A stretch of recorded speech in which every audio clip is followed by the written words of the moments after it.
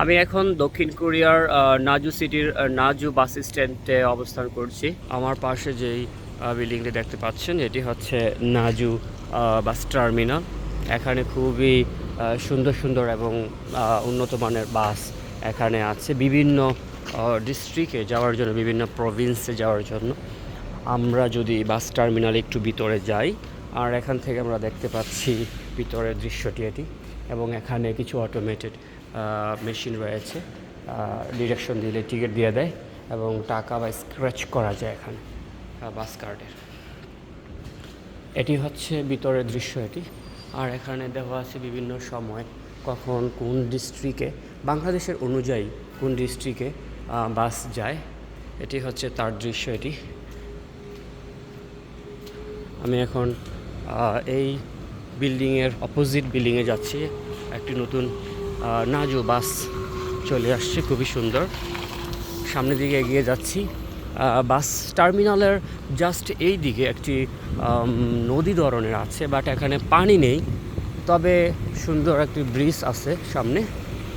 আর বাস টার্মিনালের এখান থেকে যদি আমরা দৃশ্যটি ধারণ করার চেষ্টা করি, তাহলে আমরা এখান থেকে দেখতে পাচ্ছি যে পানি নেই, বাট খুবই আগে থেকে প্রিপারেশন করা আছে এখানে। বাস টার্মিনালের চারদিকের দৃশ্য এটি, এবং আমরা এদিকে যাচ্ছি একটু। প্রত্যেকটা বাস এখানে নাম্বারিং করা আছে, ওই নাম্বার ওই নির্দিষ্ট সময়ে নির্দিষ্ট গন্তব্যে যায় বাস টার্মিনালে। আমি যদি ভিতরে যাই, এখানে GS25 আছে সচরাচর।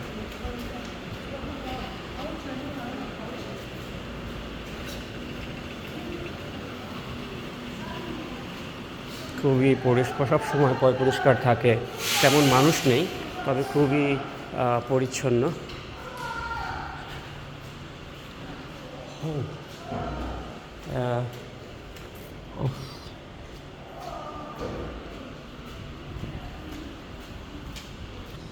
টার্মিনালের জাস্ট অপোজিট পাশে এটি।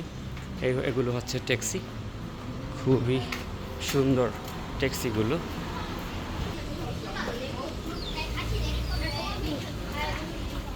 বাস টার্মিনালের অপোজিট পাশে রাস্তা এটি।